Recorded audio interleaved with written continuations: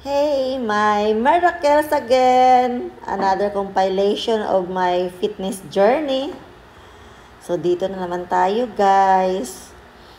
Another upload na naman tayo. As in, ito na naman ako. Voice over na lang, guys, ha? Kaya please like and subscribe to my channel para ma-learning nyo kung paano ko nabalik ang aking Balik Alindog program.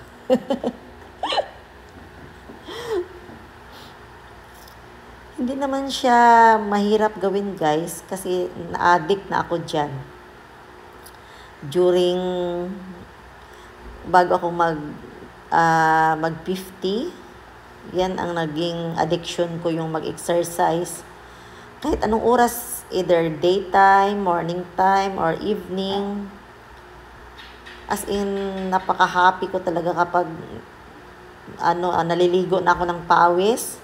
Ay, grabe yung energy ko. Parang hindi ako napapagod.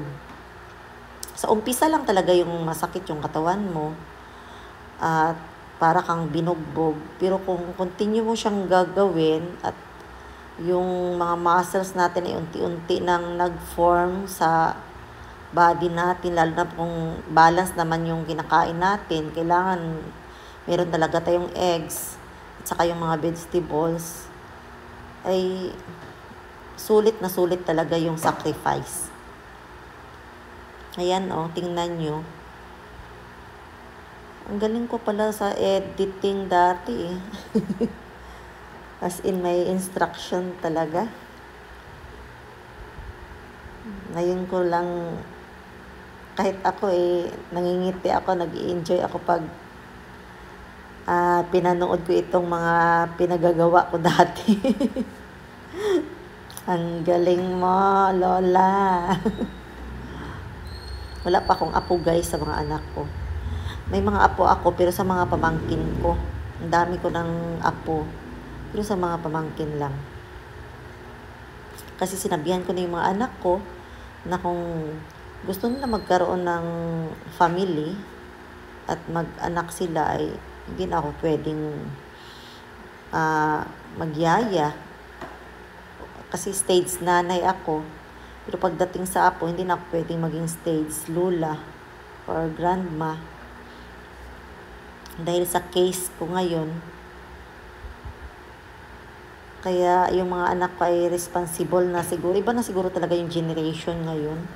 At saka mga strong naman yung mga anak ko. Kaya malaki ang trust ko sa kanila na kung ano man ang pasukin nila ay kaya nilang lusutan. Ganun lang. Kasi yung prayers ko sa araw-araw ay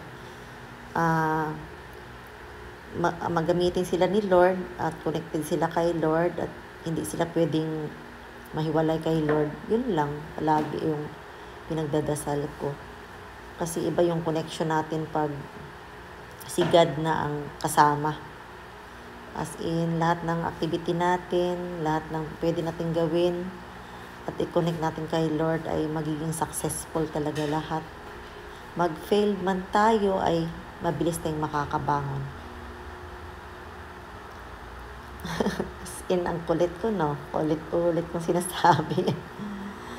Okay lang yan, guys. Basta si Lord yung topic, ay masaya talaga yan.